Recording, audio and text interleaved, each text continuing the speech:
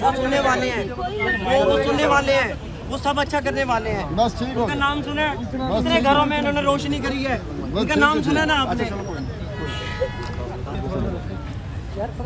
आपकी मेहरबानी। आप इज्जत बराक हैं, यकीन करें सारी ज़िंदगी आपके नाम का नारा लगाया हमने।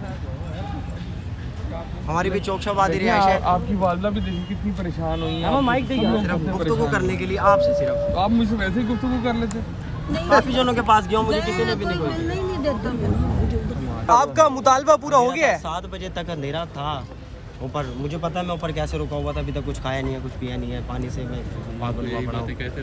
ठीक है ना, मैंने सिर्फ इनसे गुफ्तगू करनी थी। अगर ये भी नहीं कुछ करते ना, मैं कसम खाता हूँ ये चिट्टा दिन देखना नसीब ना हो, इससे भी बुरा आलम होगा। मैं अपने साथ जो करूँगा आपको लाजमी। मुतालबा क्या है? मुतालबा क्या है? मुतालबा क्या है? मुतालबा पूरा ना हो, मैंने सिर्फ इनसे मिलना था। नहीं, अगर कर्जा भी ना उतरा, कुछ कर्जा नहीं है, ये कोई कर्जा नहीं होता, 4-5 लाख रुपए का कर्जा नहीं होता हमारे लिए। जवान है, उतारने में कोई टाइम सिर्फ मिलने के लिए आपने गुफ्तगू करनी थी बस।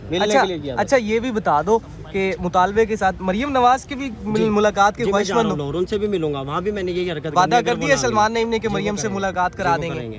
अच्छा जी, अब तो वैसी हरकत नहीं करोगे? नहीं करूँगा दोबारा। अच्छा, अगर मुलाकात हो जाती है तो वो अच्छा हो जाएगा। अल्लाह ताला का शुक्र अदा करता हूँ कि अल्लाह ताला ने इसकी जान बचाई है।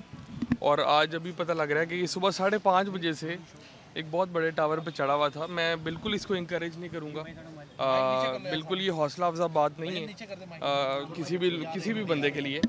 अगर वो मेरा चाहने वाला था, बिल्कुल चाहने पे कोई पाबंदी नहीं है, लेकिन मैं समझता हूँ कि इस तरह करने से अपने घर वालों को और बाकी लोगों को, इंतज़ामिया को, रेस्क्यू वालों को परेशान करने वाली बात है। तो मैं इससे दोबारा रिक्वेस्ट करूँगा कि आइंदा इस तरह की हिमाकत करने की बिल्कुल कोई ज़रूरत नहीं है। अगर आपने किसी से भी मिलना है या किसी ने मुझसे मिलना है, उसका कोई बड़ी बात नहीं है, उसका तरीक़ाकार है और आप मिल सकते हैं, कोई मसला नहीं है। तो मैं जो भी हालात हों, मैं समझता हूँ कि मुश्किल हालात होंगे, कोई मजबूरी होगी, इस वजह से वो चाहता होगा भी मेरा पैगाम लोगों तक पहुँचे, तो हम इसकी बात सुनेंगे भी और इंशाल्लाह जो भी जायज़ बात होगी उसे पूरा भी करेंगे इंशाल्लाह। मैं समझता हूँ कि इसे हमें इसे माफ़ कर देना चाहिए और कोई कानूनी कार्रवाई नहीं करनी चाहिए।